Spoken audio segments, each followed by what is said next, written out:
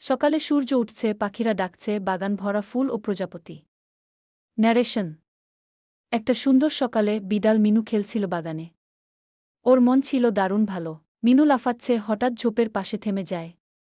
মিনু আশ্চর্য হয়ে, এই, ওখানে কি নড়ছে?